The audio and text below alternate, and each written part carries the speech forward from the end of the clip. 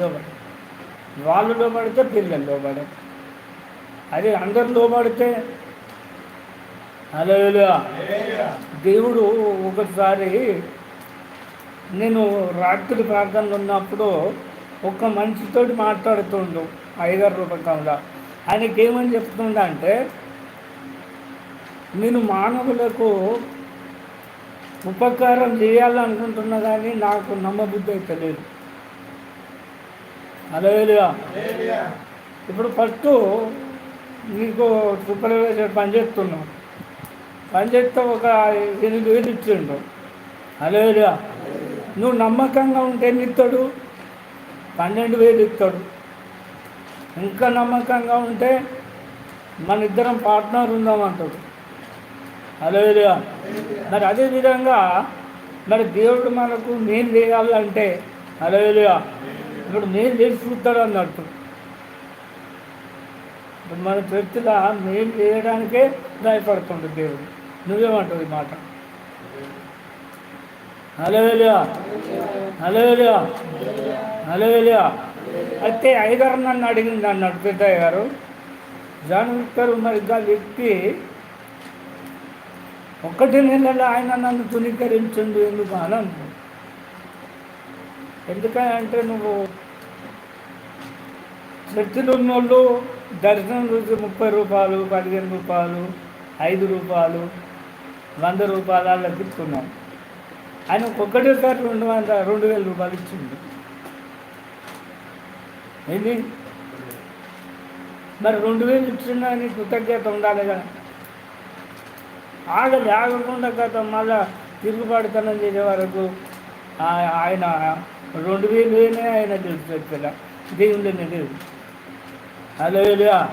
హల్లెలూయా. ఇప్పుడు మనం అందరం పిల్లలం.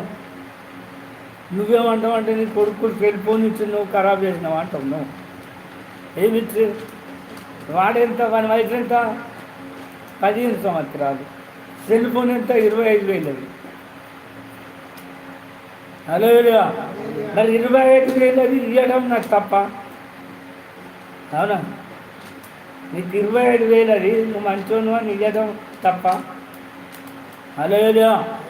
మనకు దేవుడు సాయం చేయడం తప్పు కాదు, దాన్ని మనం విడిచుకోవాలి. హల్లెలూయా. హల్లెలూయా. ఇక్కడ దేవుని నమ్ముకున్నాక నా కుటుంబం నాకు అది మన కుటుంబం కొరకే ఆలోచించవద్దు. హల్లెలూయా.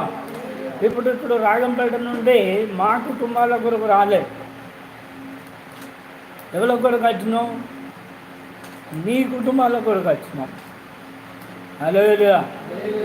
అయితే మనం ఇతరులకు ఓదార్చాలి, ఇతరులను బలపరచాలి, ఇతరులకు బుద్ధి చెప్పాలి, జ్ఞానం చెప్పాలి, ఇతరులను నడిపించే విధంగా ఉన్నప్పుడు దేవుడు మనకు సాయం చేస్తాడు.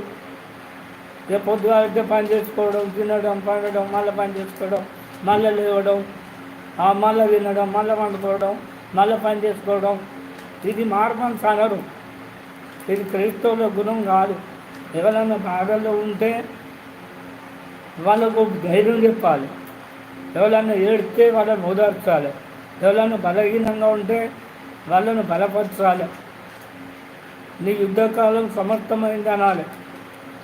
ఏమనాలి? అయిపోయింది పో అనాలి. హల్లెలూయా.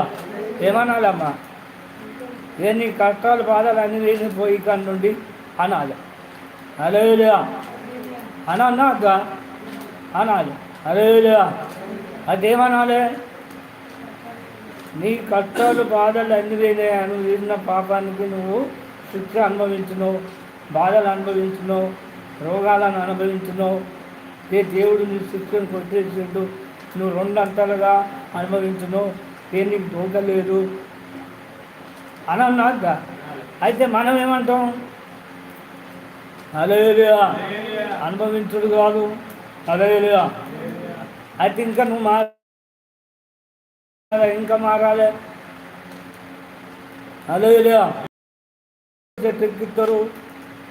అసలు డాక్టర్ అయితే తిన్నాక పెడతాడు సులువుగా, మరి అసలు డాక్టర్ అయితే దూరం తిన్నాక రాస్తాడు. హల్లెలూయా. అందుకని ఇక్కడ దేవుడు ఏమంటుందంటే నా జనులను ఓదార్చుడి, నా జనులను ఓదార్చుడి.